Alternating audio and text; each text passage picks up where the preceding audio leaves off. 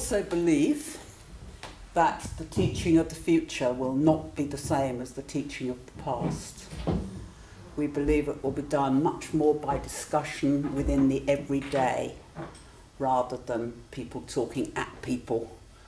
That was very much to train the wave that have come to this point now. But the next wave coming after won't even realise they're being taught a lot of the time, which is rather exciting, I think. Do you want to say something? Evening, everybody. Nice to see you all. Many old faces and some new ones.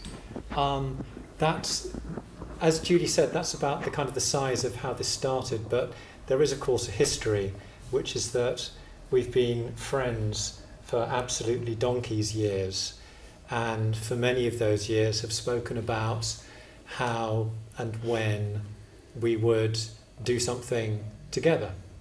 And this goes back to since the days of Second Aid, of which I know many of you were participants. So even though it's taken all of this time, the impulse to do something together, to co-present, actually was discussed at least 15 years ago. And so in the interim, we've done our kind of individual things, and as many of you know, Judy's been increasingly a part of the iSky yoga project for the last few years. But even within that, the common theme is the recognition of a, if you like, a new eclecticism of spiritual paths and their kind of convergence in the time of Aquarius.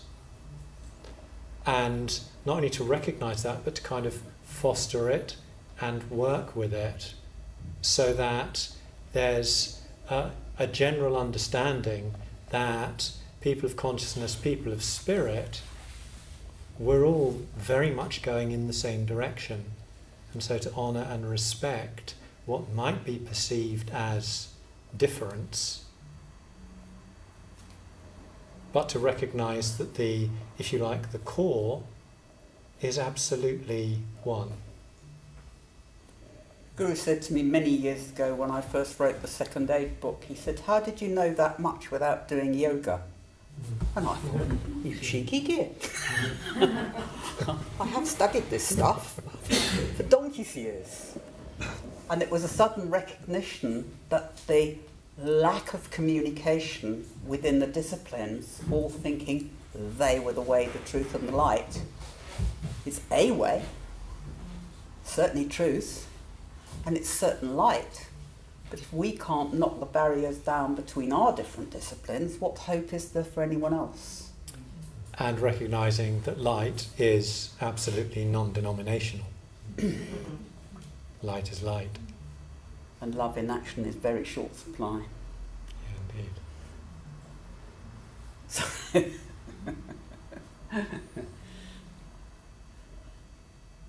So does anyone want to come back on that?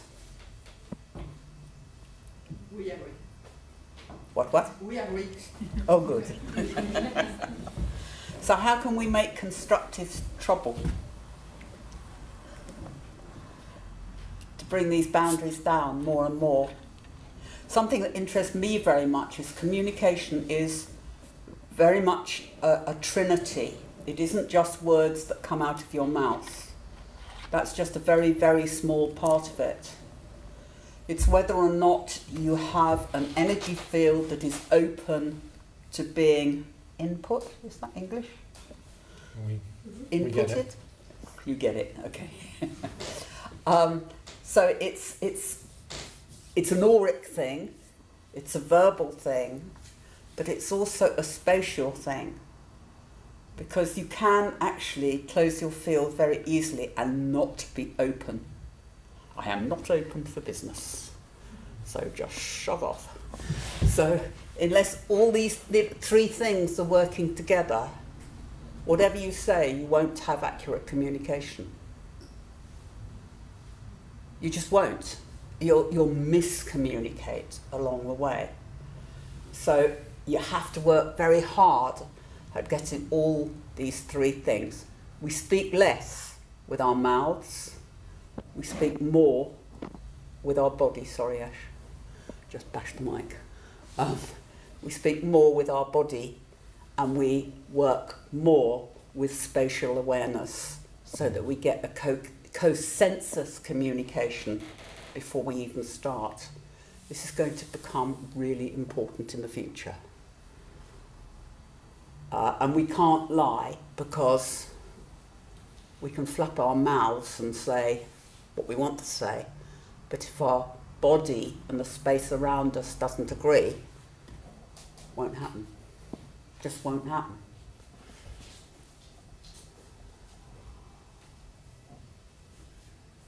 Talk to me. So, yeah, communication is there's always three. So there's the person communicating, there's the person receiving, and then there's the third thing, which is the flow or the energy. It's always three. From my discipline, effective communication begins at the navel point. And if you engage the navel point, then that communication will have impact and people will receive. And so that is, if you like, strength of intent, energetic strength of intention. And without it, you won't be heard. With it, you always will be heard. And this has nothing to do with, being a great orator or telling good stories or having this degree or that qualification. It's just a basic, energetic point of connection. And if you make that within your own self, then you can bring in whatever it is, the heart chakra or the third eye point, and create that engagement that I think Jude was just talking about. It's interesting, isn't it, that we've got this collective communication awareness going on at the moment.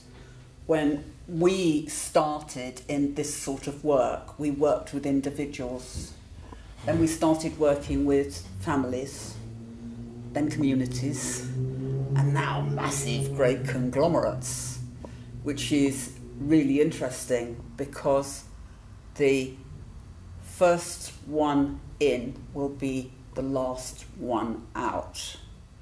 So if you're very intuitive and very aware, you'll be wanting to get the job done. We understand this, we want the job done. And it's very difficult to be very compassionate and very tolerant and very loving and wait for the last one with patience and with care. Don't you think? This is going to become more and more important in times to come. What were we talking about when we had a meal that you said, well, you better bring that up tonight? There was a couple of things, wasn't there? There was the idea of, if you like, karmic loops. Oh yeah, that's right. You can talk about that, can't you? Well, I certainly could. Well, why don't you then? So, on the way over here, we're having this discussion about the nature of the times. From my perspective, this is the Aquarian age that happened in 2012, or 11/11/11, it's the kind of Kundalini thing. And, far from being the apocalyptic end of days scenario that some people thought it was, rather, it's just a complete change of gear in the cosmos. And how that relates to us as human beings is that, if you like, the prevailing energy out there was navel point, and now it's shifted to the heart chakra. Now this, of course, has huge implications for us. It means that, theoretically, it's easier for us to be in the heart, to come from the heart, to cultivate compassion.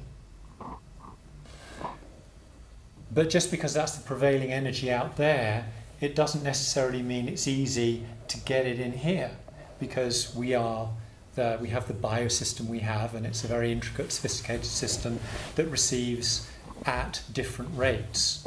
So the mental level and the spiritual level and the emotional level, the physical level all receive at a different rate.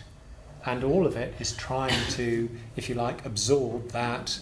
Well, it's like your iPhone, you know, the new operating system. Now, just because we know that kind of thing is happening, which we do, doesn't mean that it's easy. And if I say, okay, raise your hand if life's got easier in the last couple of years, I'm not going to see any hands up, right? So it's not just our individual reception of this new energy that we have to contend with, but actually it's everything in our society. So in other words, you know, the great systems and organisations, so, you know, legal systems, financial systems, spiritual systems, and, you know, look how apparently difficult it is for established religions to move into the new energy. Hugely difficult. And similarly, all of the great institutions and corporations that we've created are all having to switch gear and become Aquarian. And they just don't know how to do it, mostly.